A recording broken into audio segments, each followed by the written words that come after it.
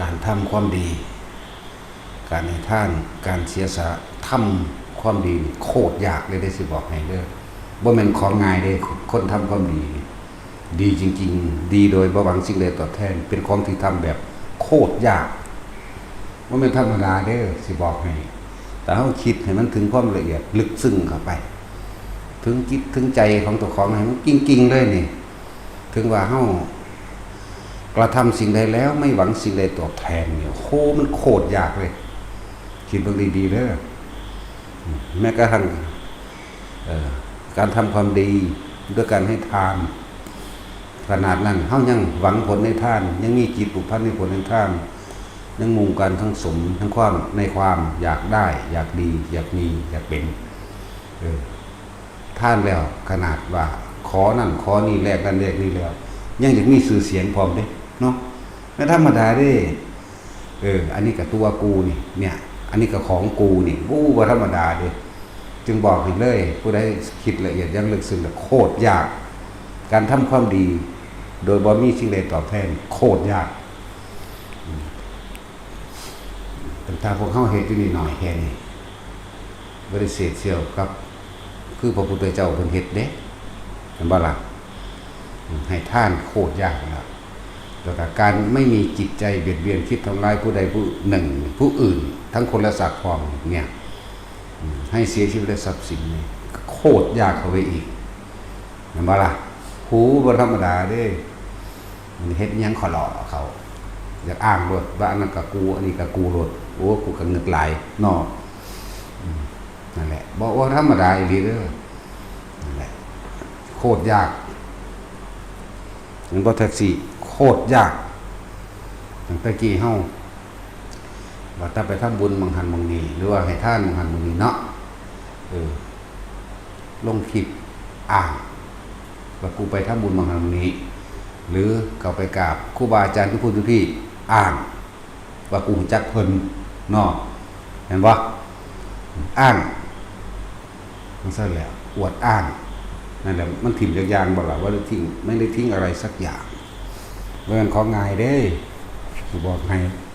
กว่าสิเสียสละหรือตัดใจตัดอะไรออกจากครอบครัวตัดออกจากสิ่งที่ความเคยชินในความ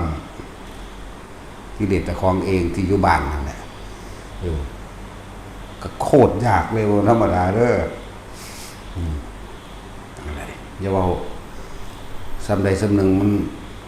บ่เข้าใจหลักว่ารู้สึกเลยสิบายยังแต่ของที่ตัวเองเฮ็ดอันเป็นของวัตถุภายนอกอาหารบ่ยารักษาโรคเครื่องห่มที่อยู่อาศัยเครื่องอำนวยความสะดวกต่างๆหรืออุปกรณ์เครื่องมือต่างๆในการทำมาหากินหรือเครื่องอาศัยในการเดินทางพวกนี้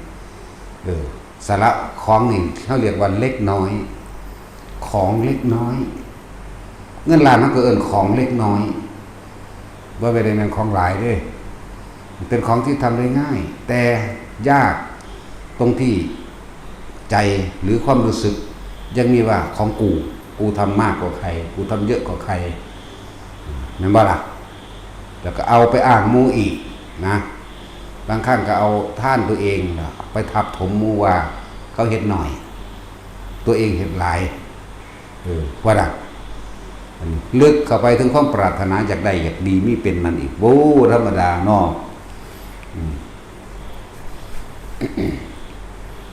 จะไปว่าหยังกับสละแม้กระทั่งทรัพย์สมบัติตัวเองหนึ่งสละแรงกายแรงงานของภายในกายคือเฮากำลังของเฮาเองหรือแม้กระทั่งสละเลือดตัวเองสิเลือดยังง่ายๆนึงเด้พวกกับเมียมื้อนี้ไปบริจาคเลือดเด้อก็แล้วๆไปอยู่เด้แต่ว่าการที่จะสละทำเพื่อผู้อื่นโดยไม่หวังสิ่งใดตอบแทนอันเป็นสาธารณะปัจจัยบ่นี้อันเป็นสาธารณะคือคนมาเห็นทำวัดมันบ้านนั่นแหละมาปลูกต้นไม้มาสร้างกุฏิวิหารมาทำถนนหนทางกวาดลานเจดีย์ต่างๆทำความสะอาดมองหันมองนี่ถากทางปูงปลานี่คือการเสียสละแรงกายแรงใจทุกอย่างในตัวเองออกเด่นยากเข้าไปอีก ว่ามันธรรมดาเด้คำว่าไม่หวังสิ่งใดตอบแทนคนบอกในทางที่บ่ดีเหมือนภาษามึงสิซ้ำกูบอกว่าเนาะทั้งสั้นได้ล่ะแสดงว่ามันจากอ่านจากหวังผลตอบแทนแต่สิไปว่าหยังก็ว่าเฮ็ดเอาเงินเนาะมารับจ้างเนี่ยโอ้ยไกลกันหลายนะนั่นแหละทั้งสั้นบ่เสียสละบ่ข่มอารมณ์ทั้งสั้นแล้วอารมณ์ที่เคยชินคนมันมักย่องเด้เนาะแต่เขาย่องบ่ดีเนี่ยเขาบ่ถามก็สร้างอันนึกอื่นอยากเอาไปเว้าอ้างขึ้นเพื่อจะให้เขาย่องเจ้าของว่าดีหลายกว่าเก่าก็บอกเขาฟังเด้เนาะจังซั่นล่ะแต่ขนาดชื่อเสียงมันก็ยังเอาไหมธรรมดาเด้อสิบอกให้ซ้ำอันแค่อันเป็นวัตถุภายนอกนี่กันเขาก็ยังว่าเป็นของเล็กน้อยสละแรงกายตัวเองสละออกจากความผูกพันในบางในเลื่อนแล้วก็ทำเพื่อผู้อื่นพร้อมจังแม่นไผเนาะแม่นไผผู้เลวนำมื้อนี้ก็ดี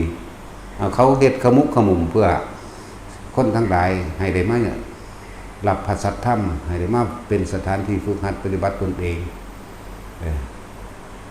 นั่นบ่ล่ะยากเลยมันธรรมดาเลยหลายอย่างแบบที่พวกเข้าไปลึกซึ้งถึงความเสียสละบาดนี้แม้กระทั่งชีวิตตนเองทางแล้วทราบมันบ่ของภายนอกเขาก็สละเบิดแล้วจังที่ไรมาอาหารจะสะดวกของห้องที่อยู่อาศัยเครื่องอำนวยความสะดวก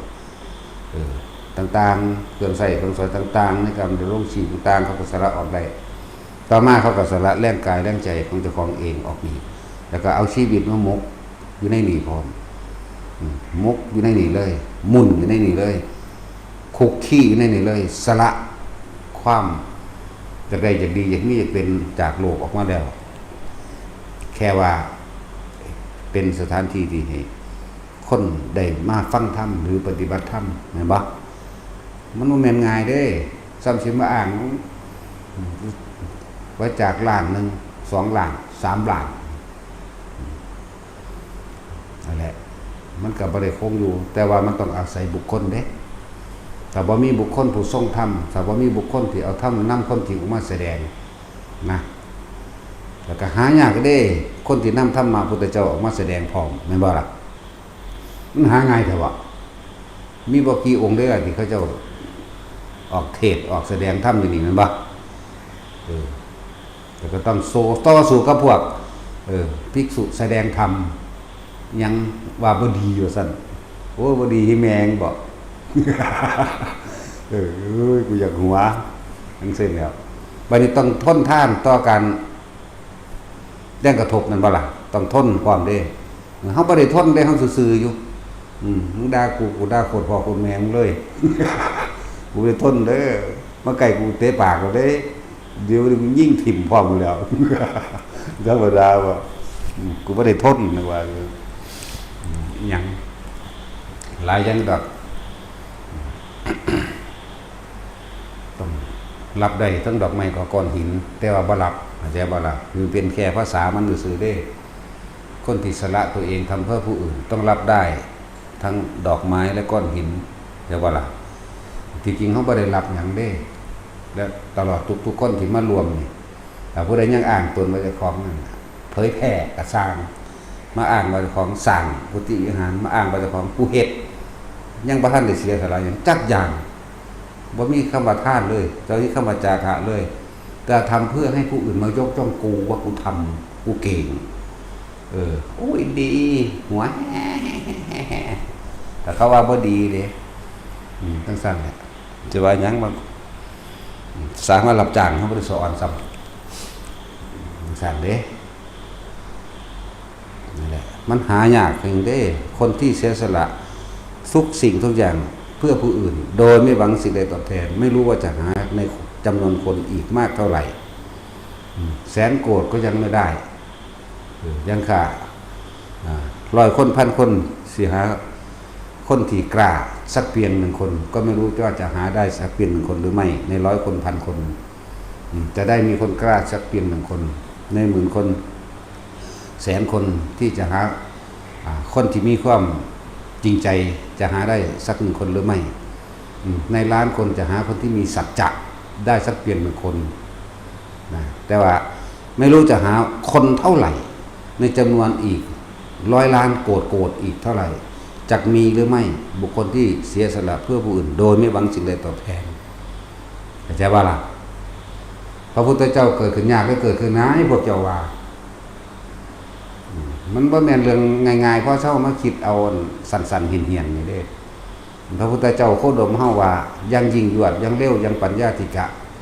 ลัดเล่งลัดบารมีเอาชีวิตเขาแลกนี่ยังหยุด40 อสงไขยแสนกับเข้าใจบ่ล่ะอันนี้เบ้าลัดสั่นเข้ามาอีกให้สั่นๆ20 อสงไขยแสนกับตั้งจิตปรารถนาเอาไว้ในใจนี่ว่าพ่อเข้าใจง่าย16 อสงไขยเนี่ยแม่นว่าล่ะจิตปรารถนาไว้ในใจโอ้ยเป็นไดตั้งแต่เริ่มต้นปรารถนาเรียกว่า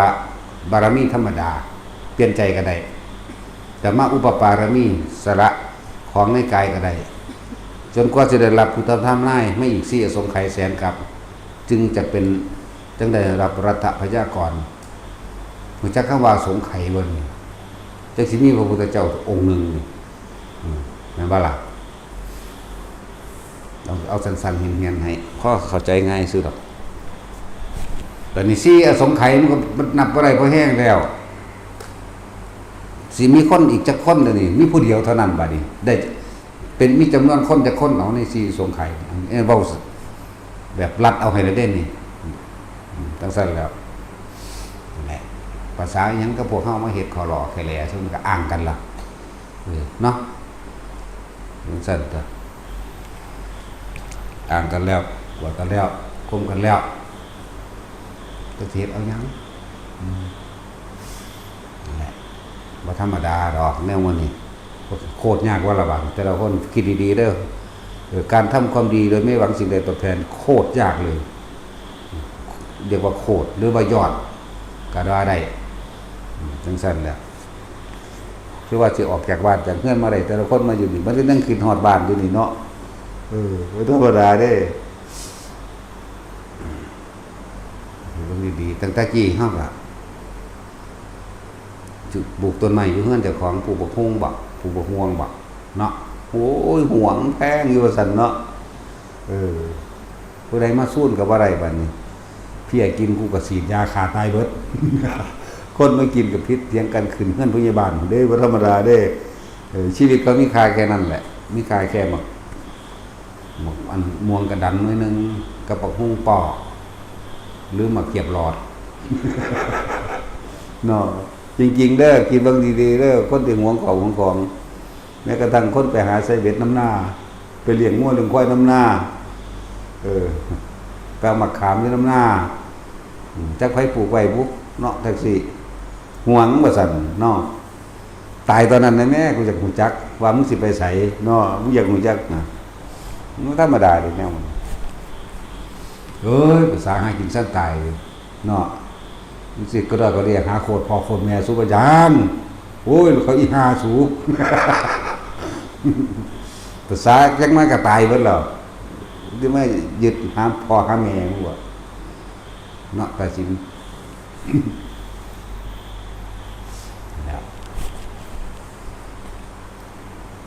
ขนาดเฮาได้ยินได้ฟังอยู่ตลอดในการเปรียบเทียบ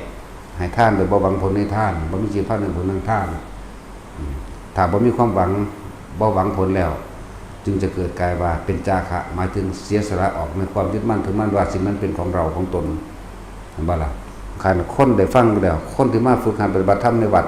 ได้ฟังอยู่แล้วก็ยังยากที่จะทำความเข้าใจและสามารถทำได้เนาะภาษาหยังกับทั่วโลกบัดที่บ่ฮู้จักธรรมะเลยเห็นบ่ล่ะอยู่ต่างประเทศหรืออันยังก็แล้วแต่ที่บ่ฮู้จักธรรมะเลยหรือคนในบ้านมื้อนี้แหละได้แค่เอาในประเทศไทยมื้อนี้แหละสิมีจักคน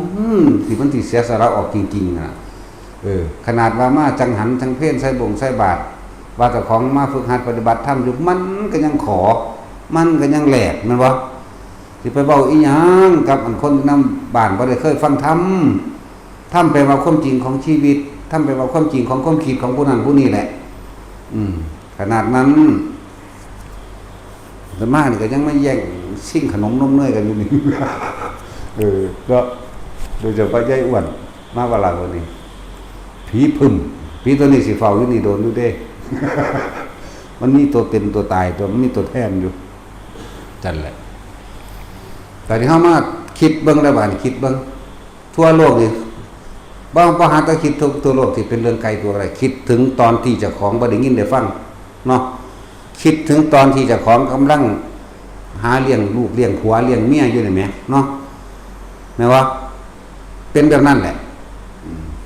คนมาย่างเบิ่งหน้าเขา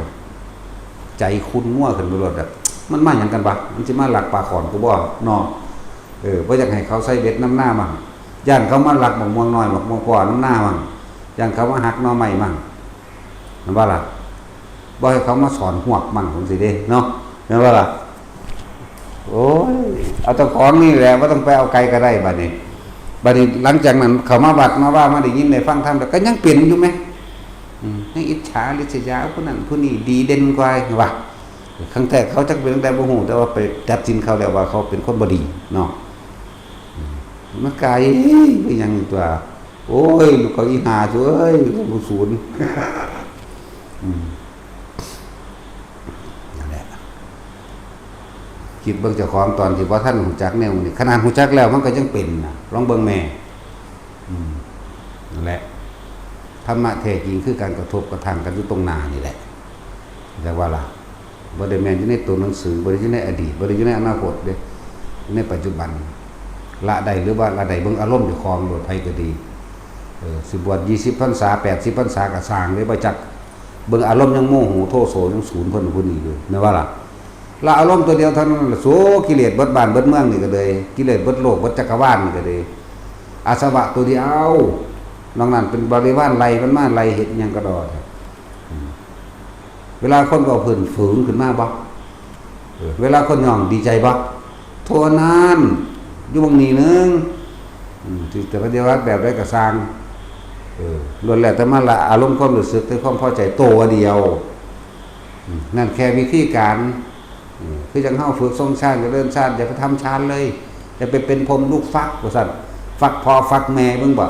แต่ชาติมันก็ว่ารู้จักอยู่ญาติเป็นพรหมลูกฟักโอ้ยแต่ของก็บ่ได้เฮ็ดบ่ทันได้รู้จักบ่ทันได้เป็นอยู่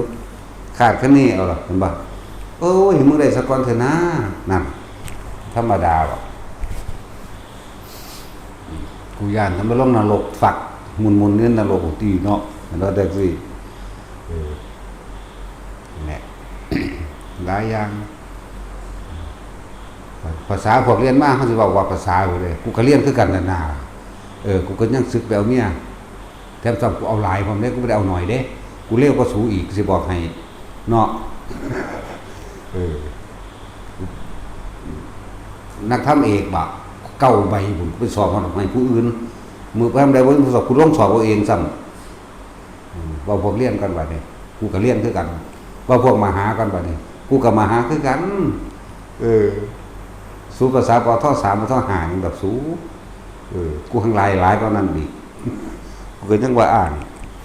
นั่นแหละแต่ว่าเรียนก็เร็วคือเก่ากูก็ซึกไปหาเมียแม่กูได้แต่เป็นเน้นเหมือนเด้อสิบอกให้บางพวกบ่ได้รู้จักเฮาบาดระแวงระวังเฮาก็เลยเด้ระแวงหาแมงอยู่คนละหม่องละโลดเนาะพวกปกครองเขาบวชน้ำข้นเขาบ่ได้บวชน้ำพระพุทธเจ้าเขาบ่เอาธรรมเขาบ่วินัยเป็นไงประชุมกันเรื่องยามใดก็มีแต่หาต้นมาเด้อเว้าแต่เรื่องเงินบ่หาพ่อหาแม่ซุบ่พวกพระปกครองบ่แม่นมันบ่แม่นพระดอกว่าพวกนั้นปกครองเจ้าของกับท่านใดเลยบ่รู้จักเลยว่าผู้ใดเป็นผู้ปกครองเจ้าของแล้วเจ้าของต้องรักษาสิ่งใดมันบ่ได้รู้เด้หาว่าเฮาเทศกระทบกระทั่งเตะปากพุ่นแหละว่าตะกระทบกระทั่งแล้วสู้บ่ได้เฮ็ดนำพระธรรมสู้บ่ได้เฮ็ดนำพระวินัยเนี่ยว่ากูสิเงิดตินั่นแหละสิไปปกครองไผในเมื่อตัวเองยังบ่ฮู้เลยว่าสิควรเดินทางใดไผเป็นศาสดาสำนักพุทธติชาวบ้านบ่เป็นศาสดา ห็นว่าล่ะมันฟังบ่รู้จักบ่มันบ่มีหูบ่เมื่อเราตายไปแล้วเนี่ยทำแล้ววินัยนั่นแหละจะเป็นศาสดาแทนเราตถาคตแล้วพระพุทธเจ้าบ่เคยฝากความเป็นใหญ่ไว้กับไผบ่ได้ฝากความเป็นใหญ่ในธรรมไว้กับไผเด้ธรรมและวินัยนั่นแหละจะเป็นศาสดาแทนเราตถาคตความจริงและข้อวัดปฏิบัติทั้งหลายเหล่านี้จักเป็นผู้นำเธอให้พวกเธอเดินเข้าสู่ความเป็นเช่นนั้นของมันเองนั่นมึงว่ากูบ่เรียนบาลีแบบกูแปลสบายอยู่นี่มึงจักปท11ป่ะเนาะตาสินภาษาปท3จะมาเสอกับกูนั่นแหละผม11พุ่นเด้มันว่าตาสินนั่นแหละหลายอะไรอย่างที่เขาพยายามสิมาตัดสินคือบ่เบิ่งเจ้าของนั้นว่าเจ้าของละยังออกหรือยังกูบ่ได้ละเด้กูจะบอกให้กูเอาแมงเบิดโลกพุ่น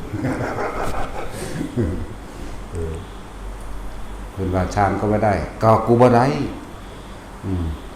โสดาสกิทาคาก็ยังไม่รู้ก็กูบ่รู้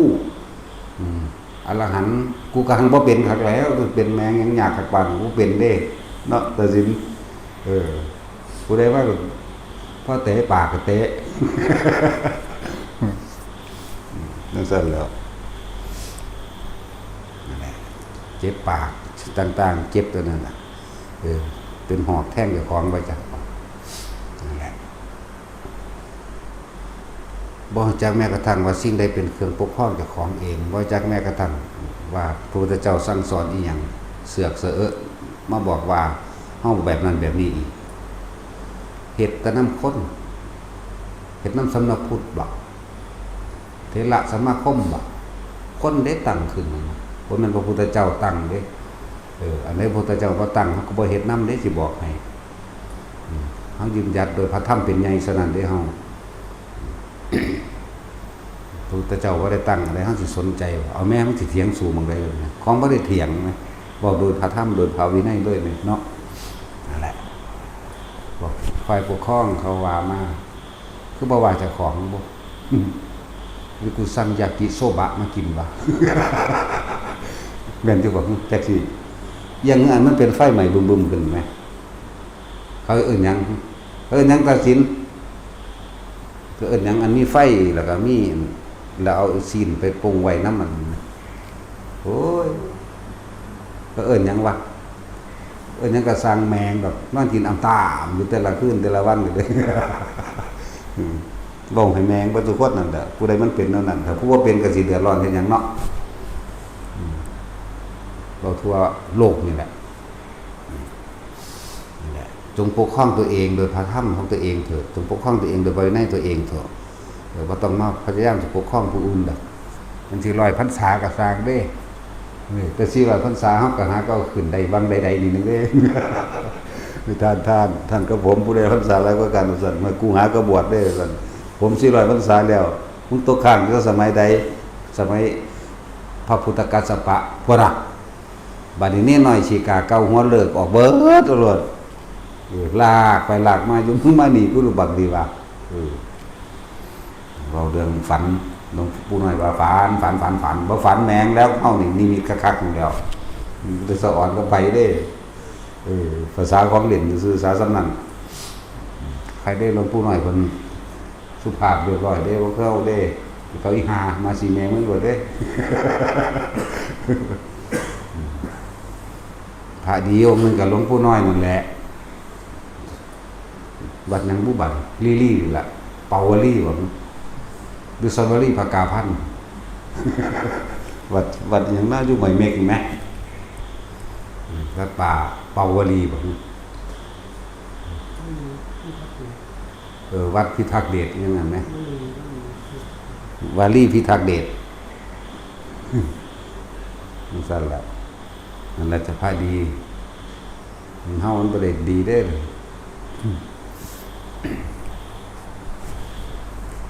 บอกพวกกันสะ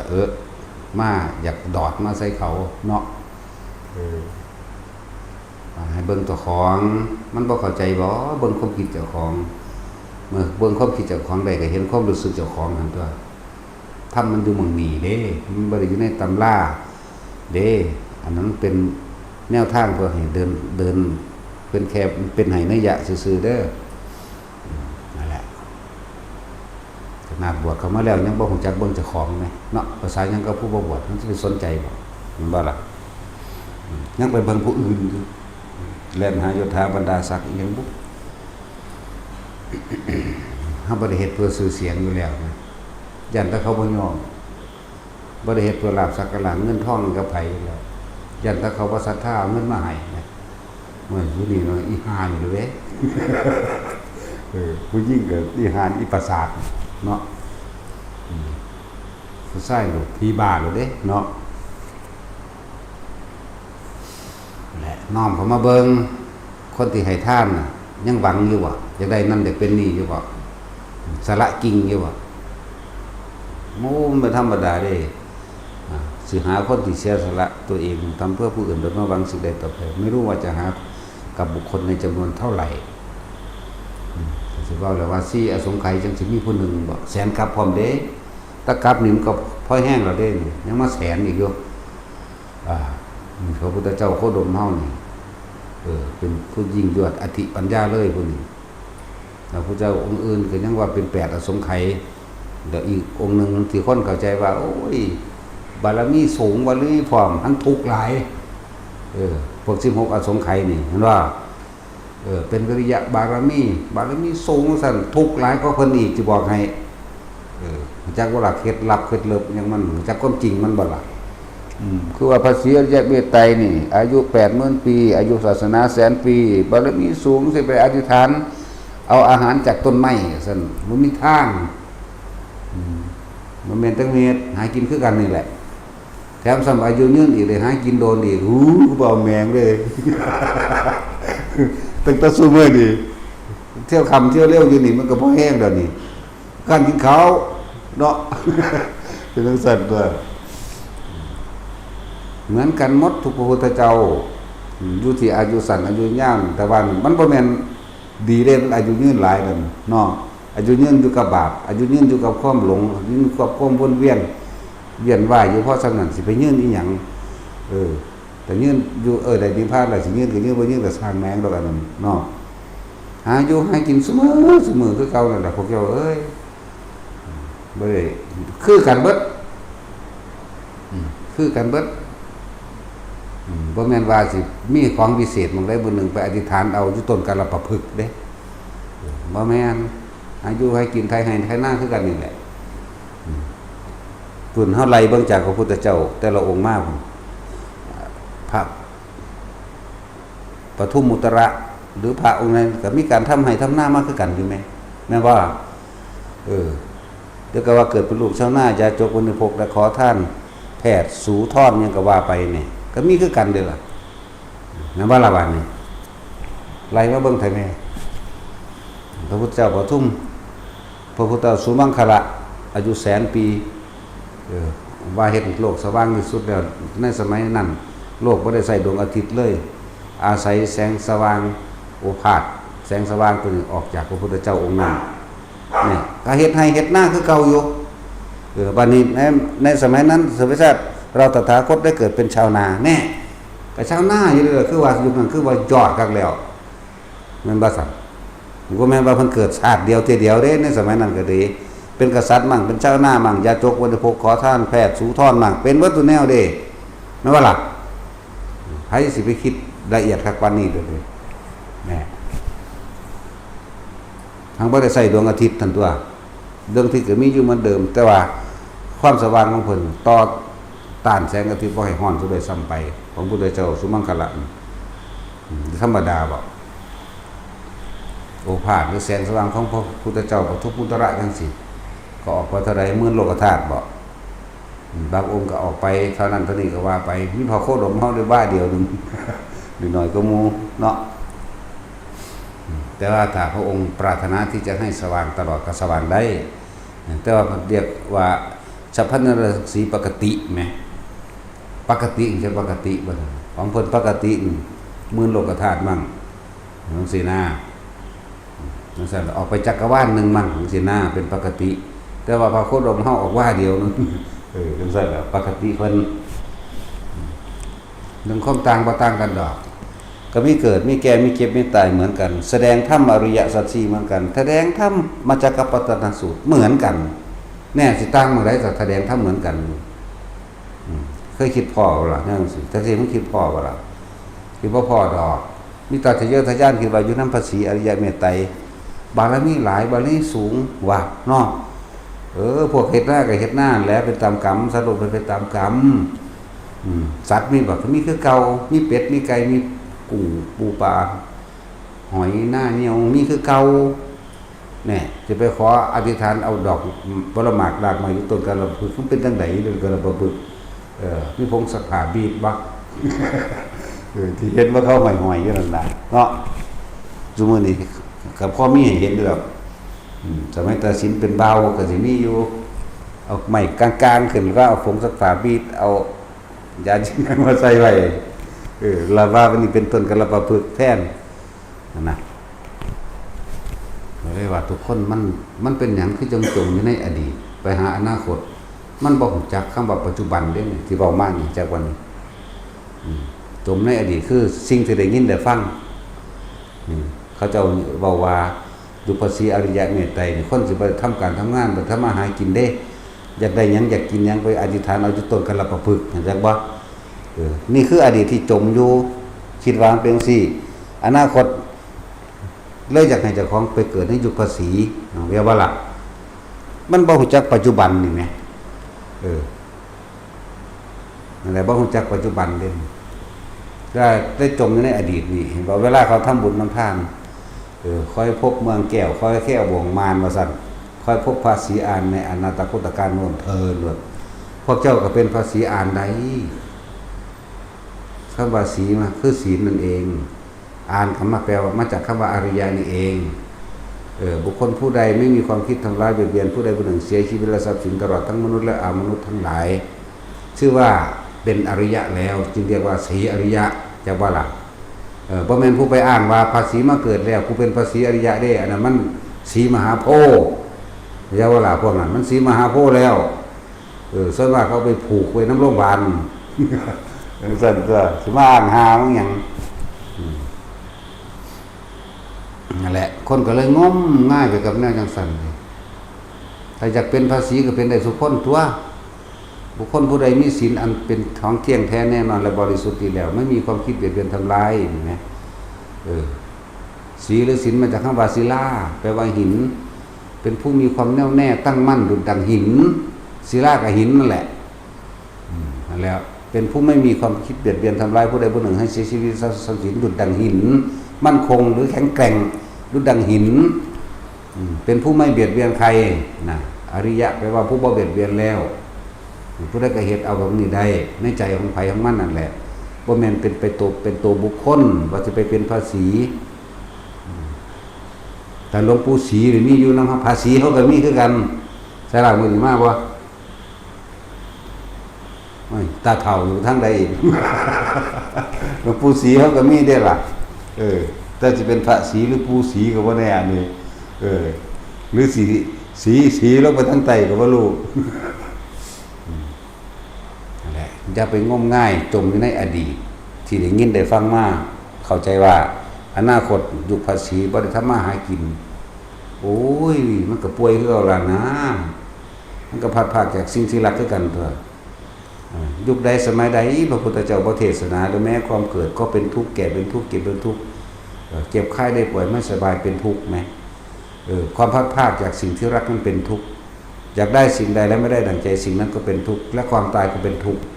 เนี่ยเพิ่นเอาหยังมาเทศแต่ว่าเอาความทุกข์ที่มันเกิดขึ้นในตอนเกิดมันก็ดีมันว่าล่ะแล้วเป็นนั้นคือเฮาว่าเฮ็ดมื้อนี้ขณะนี้วันนี้ให้ดีที่สุดไปคำนึงคำนวณอีหยังอยู่ทางหน้านั่นแหละยุคใดสมัยใดก็ทำมาหากินคือเก่าแหละแต่นายวะ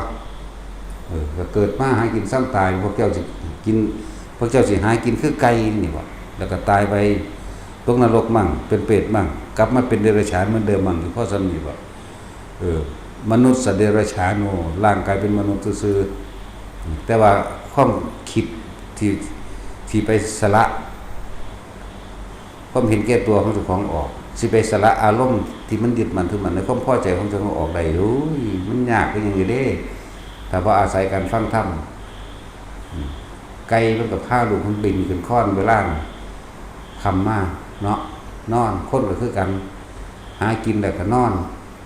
พอถึงเวลาตื่นก็พากันบินลงไปคนก็คือการแตกออกจากเงื่อนจากห้างคือกันเนาะหาอยู่หากินไปได้เลยแย่งชิงทำลายเบียดเบียนกล่าวตู่สารพัดเด้นั่นบ่ล่ะมันบ่ได้ต่างจากไก่เด้คนก็เลยแล้ว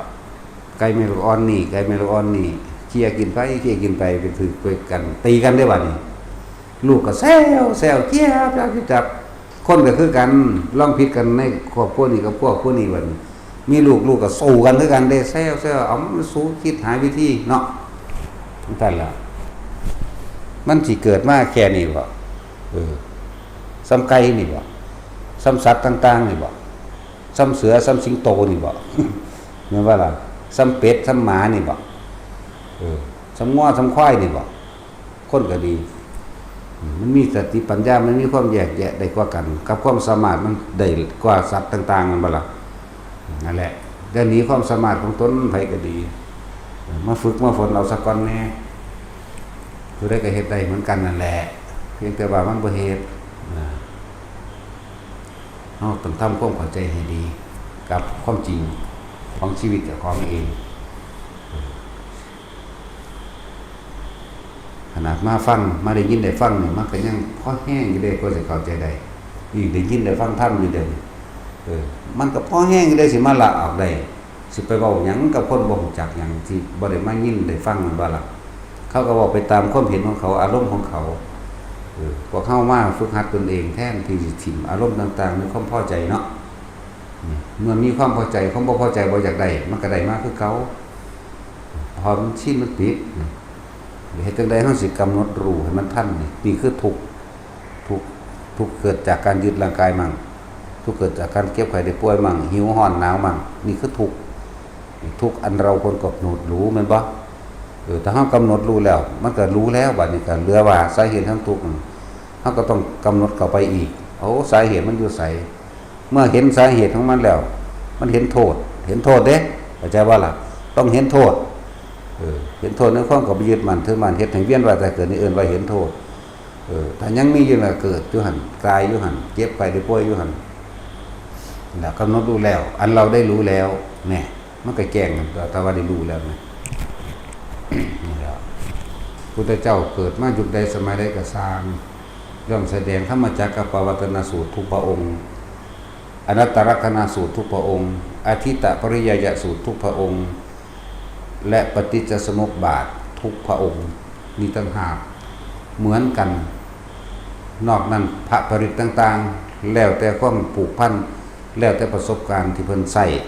แล้วแต่สัจจะญาณทิฏฐานที่เพิ่นเคยผ่านมาแล้วแต่ความจริงของเพิ่นผ่านมาอย่างพระปริตของเฮาเดี๋ยวนี้ยุคต่อไปอาจจะบ่ได้ใช้ก็ได้เป็นบางบทบางข้อมันบ่ล่ะนี่แต่สิ่งที่เหมือนกันนี่แหละคือธรรมเดียวกันธรรมจักรเดียวกันอนัตตะเดียวกันอธิตะเดียวกันปฏิจจสมุปบาทโธเหมือนกันเลยบ่ต่างกันเลยนี่มันเป็นหัวใจอยู่แล้วทั้งสั้นบัดนี้เฮาลองมาคิดเทียบดูอยู่ภาษีสิบ่ได้หากินซั่นบ่ก็ตราบใดที่มาแสดงในอริยสัจสี่หากินคือเก่าต่อจะเอาหยังมาแสดงแต่บ่ความจริงที่มันกำลังขุดจิโปมอยู่เนี่ยขุดจิหลีจิรออยู่นี่ที่มันกำลังไปหาจับกบกับเจ็ดแต่ปูแต่ปลาที่มันก็ไปหาหลักหาผลหาขี้อยู่นี่แม่นบ่ล่ะก็เพราะว่าหยัง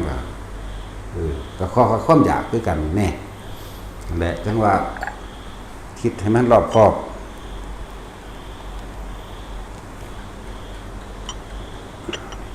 บ่ซั่นสิว่าบ่การทำความดีมันโคตรยากเลยเด้เนาะโคตรของโคตรหรือโคตรพ่อโคตรแม่ยากเลยบ่แท็กซี่กว่ามึงสิคิดได้ตะกี้มึงน่ะออกรถหวังสร้างครอบครัวให้ร่ำรวยแม่นบ่ล่ะได้เป็นหนี้สภาเดี๋ยวสั้นเกินบ่ได้คิดว่าสิมาแบบนี้เด้เนาะทั้งที่บวชแล้วได้ตอนแรกบวชเพราะได้เมียบ่ล่ะเนาะมันสิจีบกันตอนนั้นเด้ เห็นป่ะทำทางวันรับถ้ำแม่งหรือว่าได้แต่จากจีบเขาเพราะถ้าเขามากับซึกออกมาเอากันตัวเนาะไม่ว่าล่ะกูก็อาจจะเห็นแต่คือมึงคือกันเลยเนาะ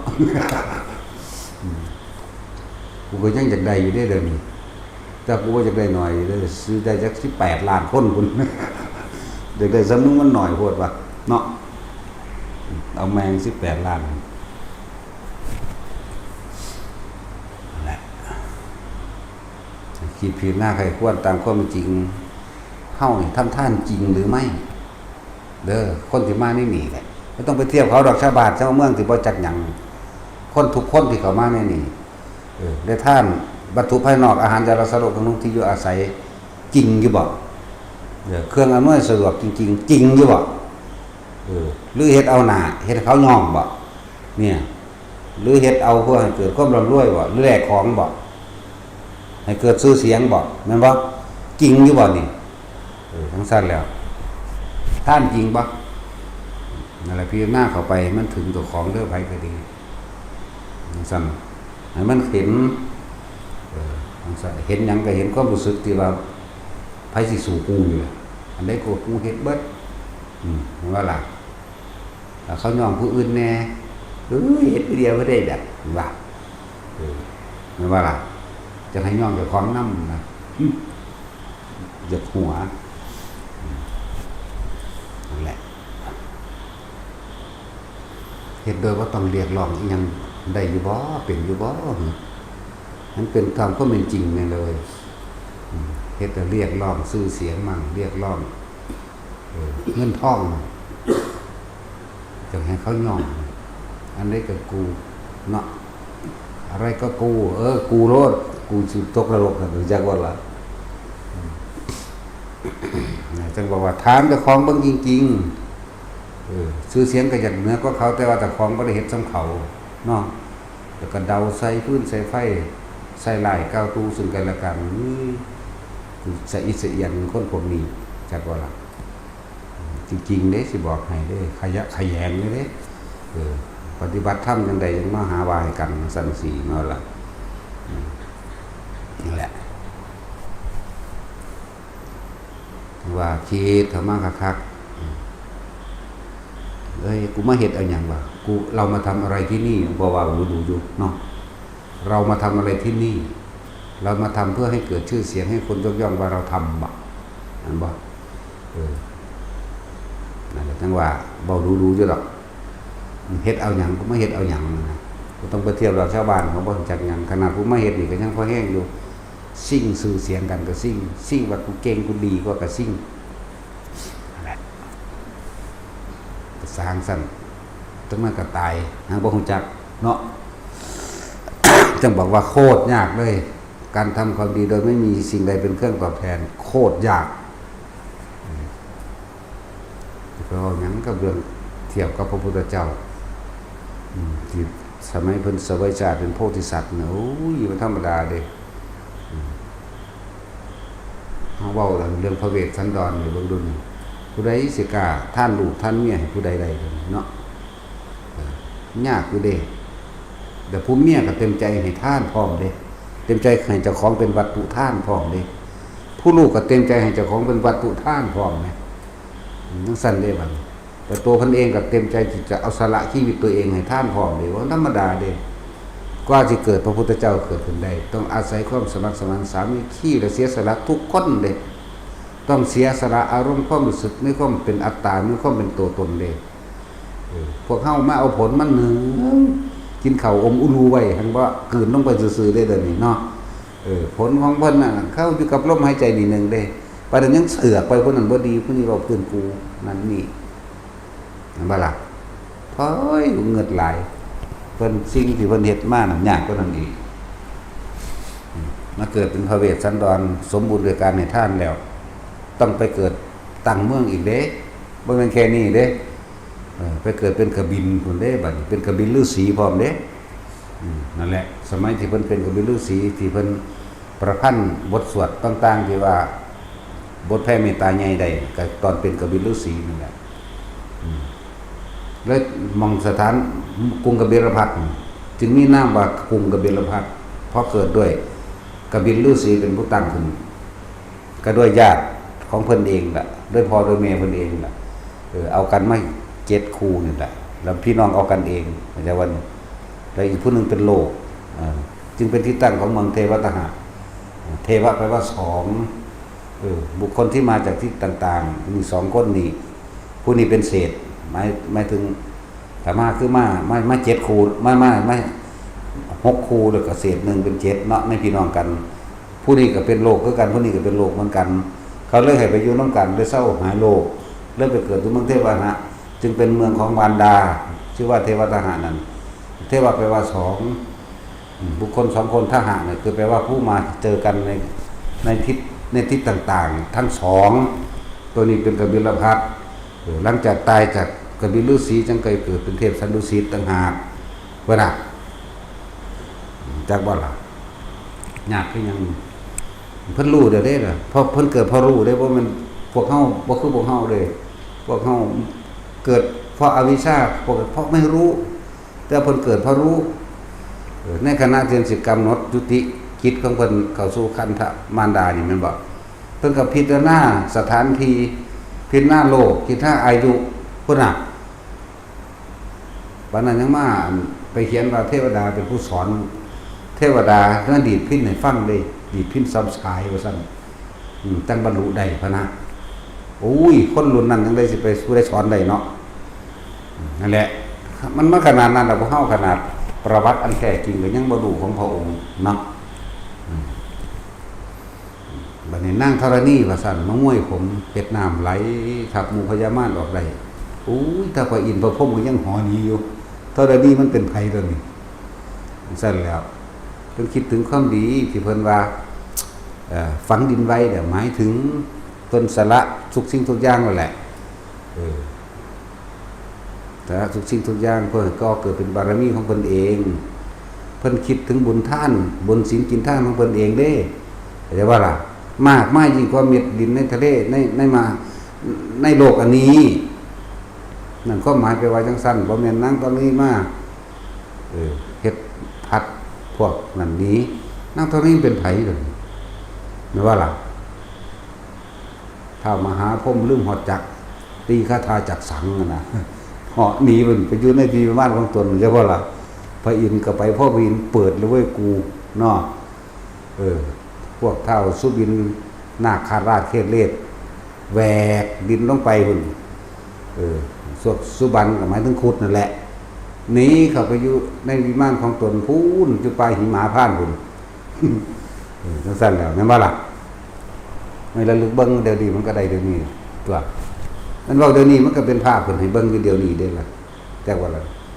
ทั้งบ่เว้าให้มันม่วนซื่อมันสิขังเนาะคนสิอินเข้าไปแบบอ้าวโหเว้ามันตลกแน่เลยเว้าเดี๋ยวนี้ก็เห็นเดี๋ยวนี้บ่เว้ามันดันซื่อดอกบัดนี้เฮามาเทียบกับตัวเฮาเองได้สละจริงๆอยู่บ่ให้ทานก็บ่จริงแม้ว่าซั่นศีลก็บ่จริงภาวนาก็บ่จริงลูกก็บ่จริงทานศีลเนกขมะปัญญาวิริยะความเพียรพยายามก็เพียรพยายามบ่จริงขันติอดทนก็อดบ่จริงนั่นน่ะมันจะไปได้อีหามึงหยังขันติสัจจะก็สัจจะบ่จริงพร้อมยังไปเว้าขี้สอตอแหลอยู่มันสิมีสัจจะมาหาแมงทางใดไผก็ดีเนาะมันแม่นแค่เว้าความจริงสัจจะสิเป็นรับปากนั้นนี่ไว้กับคนแต่ละคนไว้มันลืมไปบ่ทีบ่เดนแล้วเมาเรื่องว่าสร้างแต่มึงบ่พ้นมึงก็เข้าไปแก้คือเก่าแหละสัจจะก็บ่จริงอธิษฐานก็บ่จริงตั้งใจมุ่งมั่นสู่จุดหมายของอธิษฐานบารมีน่ะก็บ่จริงเมตตาก็บ่จริงอุเบกขาก็บ่จริงเมื่อเป็นคนบ่ยอมรับความจริงมันจะเอาของจริงมาจากไสมาให้พวกนี้พอจนธรรมะมันเป็นของจริงการโกหกบุคคลผู้อื่นโกหกได้แต่มาอาจสามารถโกหกความรู้สึกตัวเองได้เลยเด้อนั่นแหละถ้าเฮาบ่บอกก็บ่รู้บัดนี้น้องถ้ารู้แล้วก็ต้องพยายามละในตนเองก่อนเนาะท่านก็บ่จริงท่านละข้อนั้นข้อนี้เนาะจะได้นั่นจะเป็นนี่ศีลก็บ่จริงศีลตะปาก คือคนขอศีลนำเป็นพิธีน้ำงานนั่นแหละเนาะเตรียมตัวไหว้พระรับศีลได้บาทนี่ว่าซะทั้งเมาทั้งว่าแม่แบบนั้นก็สิเว้าไปหยังก็ในเมื่อเจ้าของเฮ็ดบ่เป็นเลยหลอกลวงตัวเองและซ้ำซ้อนตัวเองไปเลยแต่ว่าก็เกิดกลายเป็นคนมีหน้ามีตาเป็นมคทายกโอ้ยไปเอิ้นพ่อใหญ่นั่นมาแต่แม่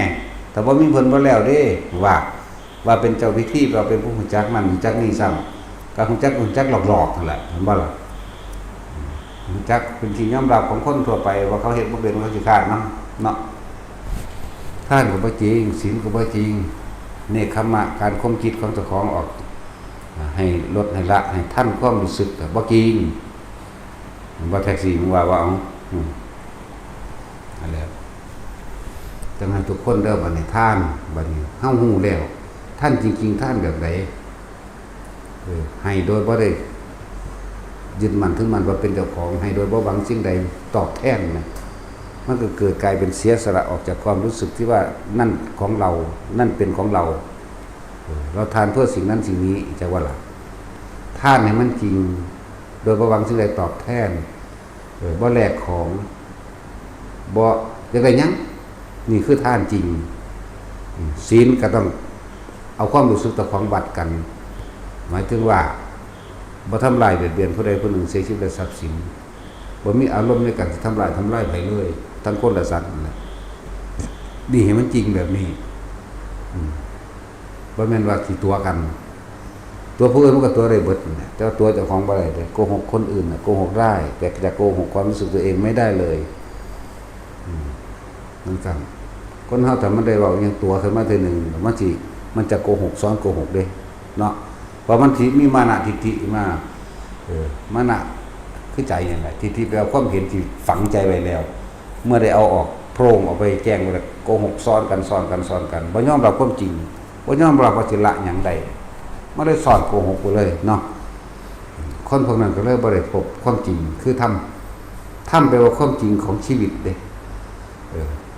มันเป็นถ้าตายชีวิตนี่เกิดอะไรมันก็แก่เก็บตายนี่มันเป็นแบบนี้ชีวิตแล้วก็ทำแปลว่าความจริงของคนที่เฮ็ดผิดก็เวียนว่ายตายเกิดคนที่มันถึงมันไปทางดีก็เวียนว่ายตายเกิดมิจฉาและสัมมาก็เวียนว่ายตายเกิดนั่นแหละถ้าเฮาน้อมเข้ามาให้มันทันความคิดกับความรู้สึกเจ้าของมันก็หยุดอยู่บ่งนี้นึงเด้ทุกอย่างเกิดจากจิตถ้าผู้ใดเข้าใจจิตได้ผู้ใดเข้าถึงรู้ทันความคิดเจ้าของได้มันก็หยุดนั่นแหละรู้ทุกข์รู้เหตุแห่งทุกข์ในเจ้าของได้มันก็หยุดมันก็บ่เกิดเองนั่นแหละตราบใดที่มีคำสอนพระพุทธเจ้าอยู่นั่นพยายามศึกษาค้นคว้าเข้าไปแล้วก็ฝึกตนเองบางยุคบางสมัยมันบ่มีเด้บ่ได้เป็นแบบนี้เด้อันนี้มันลึงบ่มันทะลึ่งบ่กับธรรมเห็นบ่ทะลึ่งตึงตังบ่ปีนเกี่ยวบ่แม่นบ่ล่ะ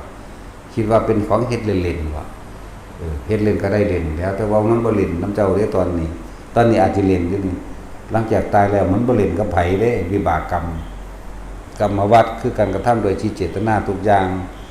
กรรมวัฏนะจักว่านี่กิเลสวัฏหมายถึงกองการความอยากได้ทั้งเบิดสุดท้ายแล้วตัวเองทำเองแท้ๆเมื่อรับผลแห่งกรรมคือวิบากวัฏนั่นแหละ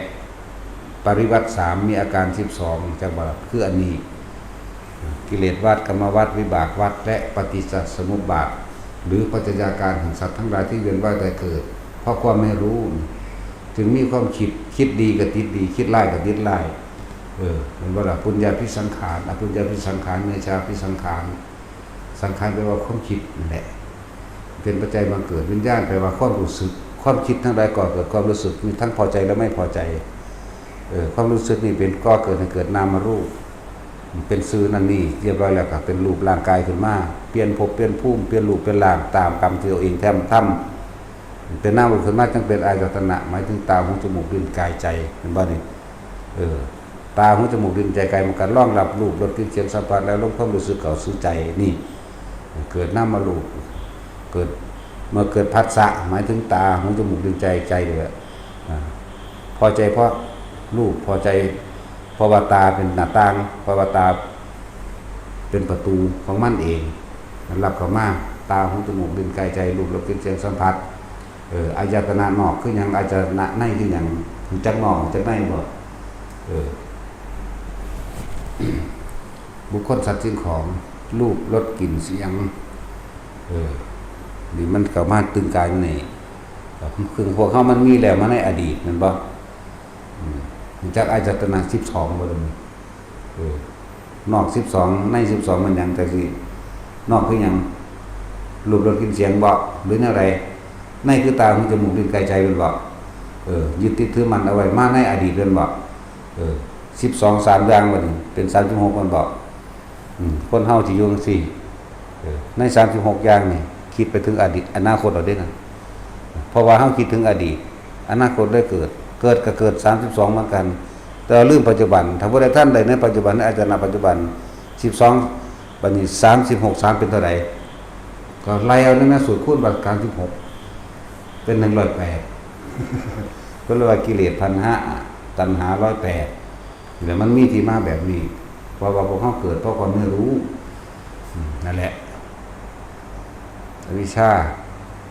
สังขารวิญญาณนามรูปผัสสะเวทนานี่เกิดความรู้สึกคนเฮาก็เอาความรู้สึกเดียวคือพอใจความพอใจไม่เอาแม้นไม่เอาก็ได้มาเข้าใจว่าล่ะเกิดเวทนามาถึงความรู้สึกที่พอใจแล้วก็แสวงหาเป็นตัณหาแม่นบ่มันเป็นตัณหาแล้วก็เป็นอุปทานแม่นบ่ยึดติดถือมั่นในความคิดของเองนี่แหละตัณหา3กรรมตัณหาภวตัณหาวิภวตัณหานี่คือเพิ่นสรุปสำหรับสรุปให้เราได้ว่าจะไปเกิดในภพนี้จะบอกกรรมภพรูปภพอรูปภพก็ว่าไปเป็นเพราะว่ากรรมตัณหามั่งจึงแสวงหาความพอใจในรูปรสกลิ่นเสียงได้กรรมตัณหาเมื่อแสวงหาแล้วคือว่ามันตายแล้วจักสิไปเกิดในภวตัณหาพอใจในภพนั้นๆเด้ในอาหารนั้นๆในรูปนั้นๆรูปรสกลิ่นเสียงนั้นๆบัดนี้ขนาดพอใจแล้ววิภวตัณหาคือความบ่พอใจในสิ่งที่ของอยากได้เด้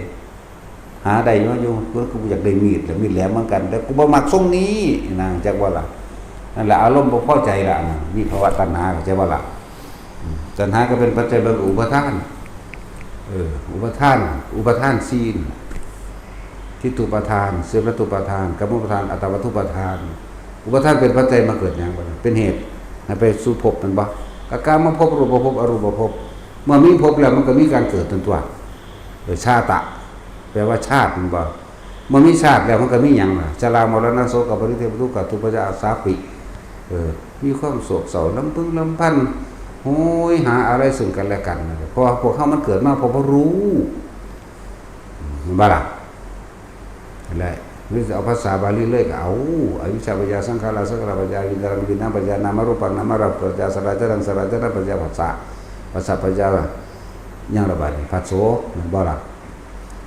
เวทนาตัณหาอุปาทานภพชาติชรามรณะก็ไปหันคือเก่าบาลิทวะอายุชายะเตเววะอาเสสายุคะนิโรโทสังขละนิโรธาวิญญาณนิโรโทวิญญาณนิโรธาเกิดภาษาบาลีอันนี้เมื่อไหร่เรามีจิตตั้งมั่นเอาไว้แล้วเนี่ยเป็นผู้สังเกตสิกติศึกษาหรือสังเกตความคิดเห็นของตัวเองที่กำลังจะพุ่งออกจากกายนะเวลานั้นก็ถึงดับได้แต่ถ้ามันเห็นปุ๊บมันก็ขึ้นมาของตัวเพิ่นจึงมีวิธีให้พวกเข้าฝึกหัดปฏิบัติเอาแค่ลมหายใจอะไรไม่ต้องไปหาวิธีอื่นดอกยากเนาะวิธีมันมีอยู่40อย่างพุ่นมีแค่มาเพิ่นเขียนไว้พระพุทธโฆษาจารย์เพิ่นเรียบเรียงไว้ให้กรรมฐาน40เป็นสิเนาะเพิ่นบอกอารมณ์กรรมฐานเบิดเพิ่นบอกวิธีแนวทางเบิดเฮาก็เอาแต่อานาปานสติแค่เป็นผู้มีความระลึกนึกถึงลมหายใจเข้าออกเย็นๆมีผู้ดังพอนะเนาะสั้นแล้วนั่นแหละทางคนก็ถามเรื่องภาษีอริยะเด้ยังของอยู่ภาษีเป็นไผว่าซั่นโอ้ยใส่ละหลวงปู่ศรีก็เอิ้นภาษีได้นั่นเด้ว่าสิก็เลยเกี่ยวมางอมๆอยู่มาบ่ดอกมื้อนี้แล้วตายแล้วบ่หรือแนวใดไปเบิ่งดูเน่าอยู่แล้วอยู่ในกุฏิซั่นแล้ว อยากทำหาภาษีเขาก็สิสิให้ตัวแต่เก่านั่งอยู่นี่เนาะมีแต่ภาษีก็ว่าไปนะมื้อนี้เสือกบ่มาซ้ำโอ้ยเฒ่าหานี่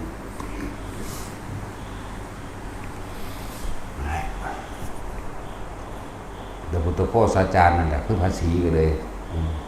ใช่ป่ะล่ะอจิตตภิกษุแล้วก็มามีอีกผู้หนึ่งสกอนก็จะมาเป็นพระพุทธโฆษาจารย์จะมาเป็นหลวงปู่ทวดจะมาเป็นหลวงปู่ดู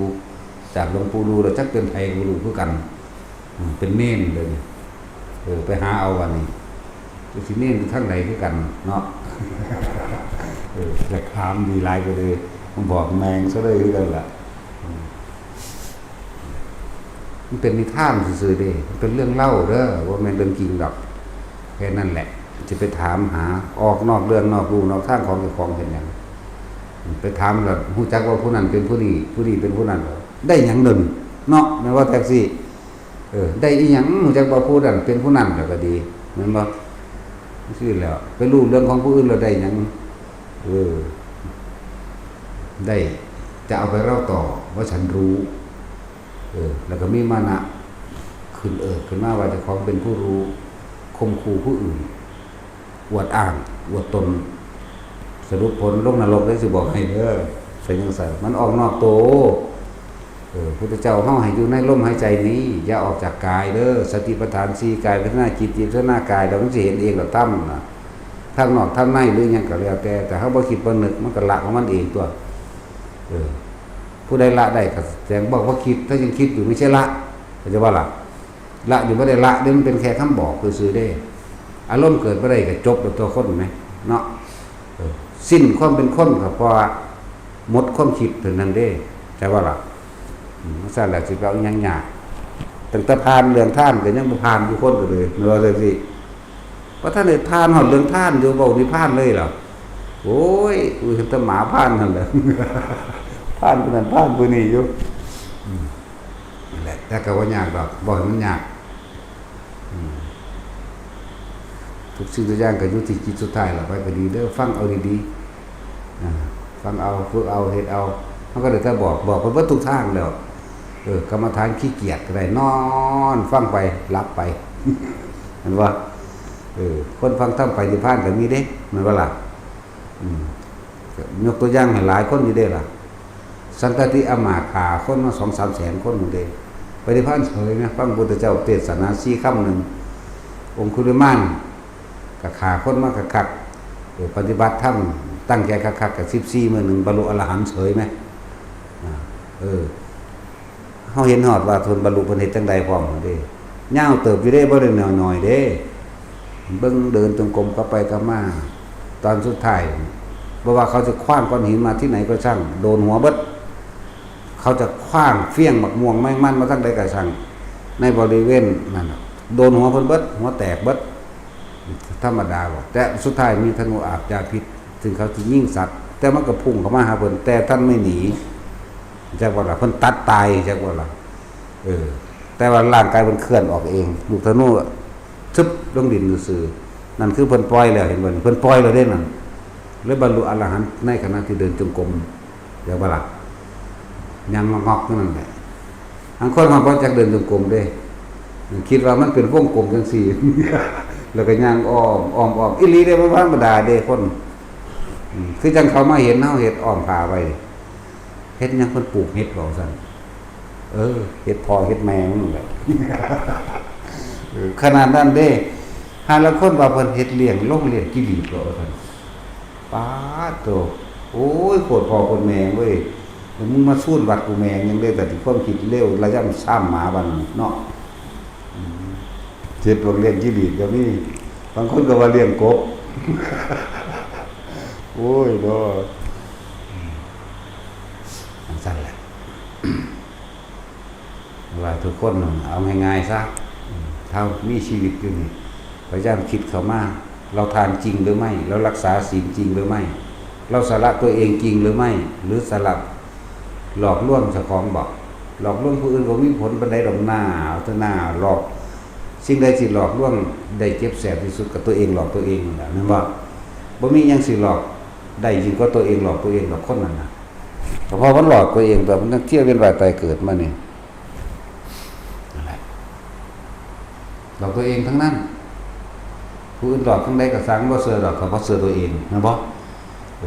เขาเจ้าบอกกันแท้ๆบ่หลอกเพิ่นก็จะบ่เฮ็ดนำไง